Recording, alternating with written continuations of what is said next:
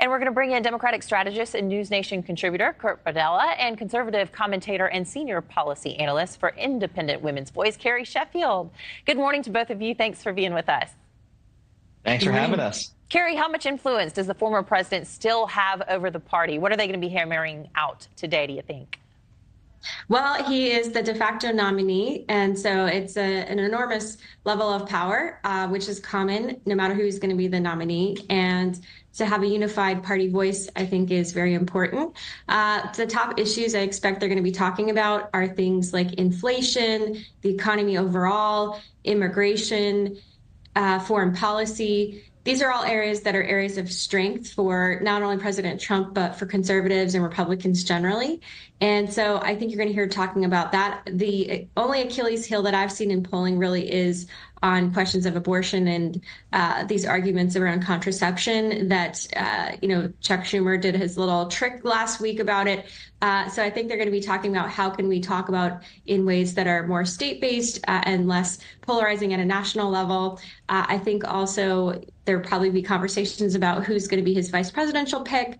And the Trump campaign a couple weeks ago released a strategy on early voting, which I think has really been an issue in the past for Republicans, that they were not on that early voting train, and that's really hurt them. So I personally hope that that is something that they talk about to make sure that they are not being asleep at the wheel when it comes to early voting. Yeah, it's politics is such a funny place, too, that, very often they seem like they absolutely hate each other and then they can come back under the same tent. Kurt, the former president and Senate Minority Leader Mitch McConnell have reportedly not spoken to each other since December 2020. Here's McConnell's response when asked if he will confront any of the bad blood that's been between them, including over the Capitol attack on January 6th.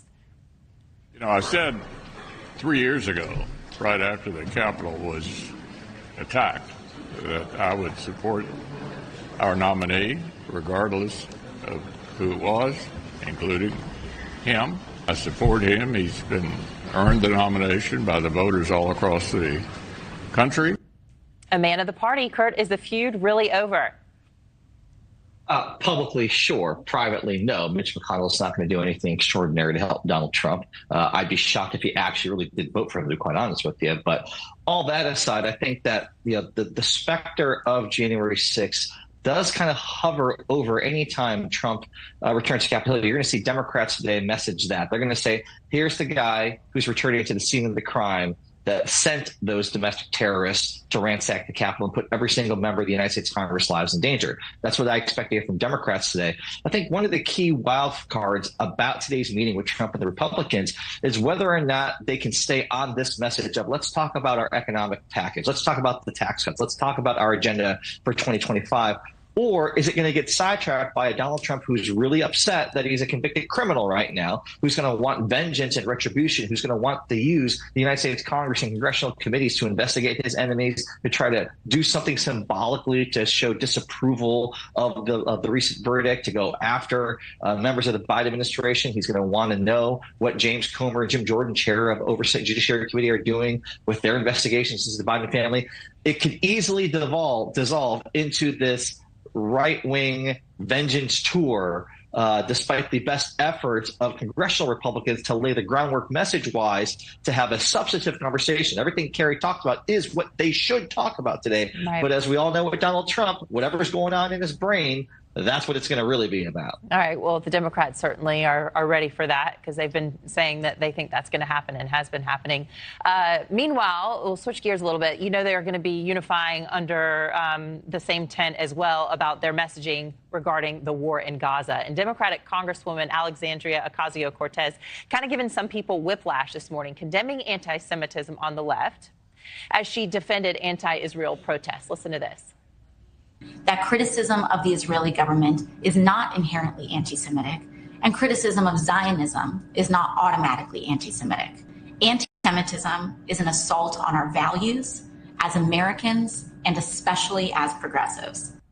Now, we saw that video we can show in just a second. I'll read this as well. But critics are calling out Ocasio-Cortez after she went on to say that bad faith political actors are weaponizing false allegations of anti-Semitism against people of color. So, Carrie, I'll give this one to you, but I want our viewers to see some video as well that happened this week. There was a supportive rally, as you could call it that, essentially celebrating the lives of the people at the music concert, the Nova music concert, and, you know, rallying for those hostages that are still there. And there's this video on the train afterward where there are agitators saying, stand up, hold your hands up in the air if you're a Zionist, and just all sorts of anti-Semitic things that seem to be hitting the country. What do you think of AOC's comments? Some are saying she should have been doing this a lot more a long time ago.